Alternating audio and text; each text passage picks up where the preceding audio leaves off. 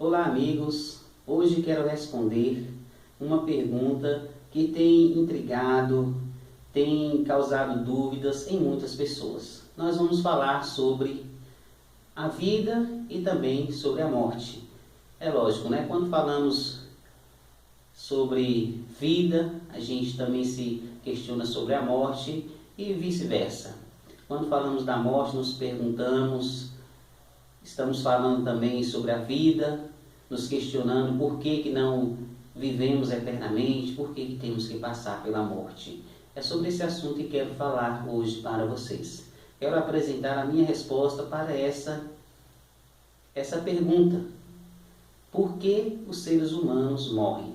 Por que todos nós temos que passar pela morte? As pessoas aceitam que todos um dia morrerão, as pessoas têm consciência disso e parece que vivem como se já estivessem conformados. Mas no momento da morte sempre é difícil, não é verdade? Mas hoje eu quero responder essa pergunta, explicar o porquê as pessoas morrem, porque todos têm que passar pela morte.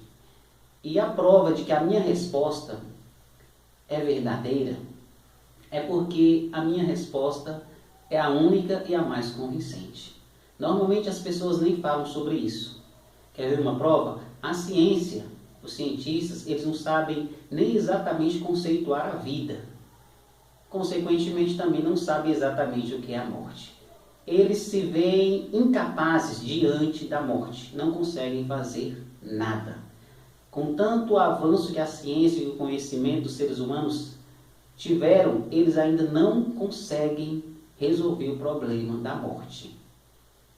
Então hoje eu vou explicar para vocês, vou dar a resposta, e a minha resposta é uma resposta atual e a probabilidade de ser a verdadeira, eu acredito plenamente que é a verdadeira, mas para você que não acredita, a possibilidade da minha resposta ser a correta é enorme, porque eu sei que você não tem uma resposta melhor que a minha. Se você tiver, você pode apresentar, tá bom?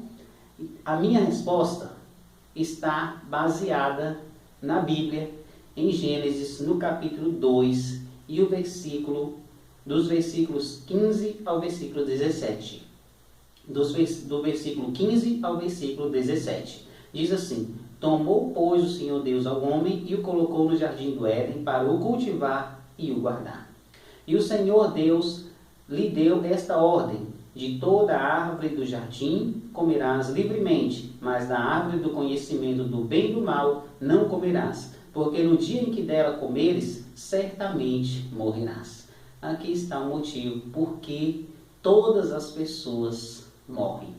Veja que a Bíblia não apenas diz que o homem morreria, mas ainda tem um advérbio aqui de intensidade: certamente morrerás. Então a morte do ser humano é certa. Por quê? Porque ele desobedeceu uma ordem de Deus.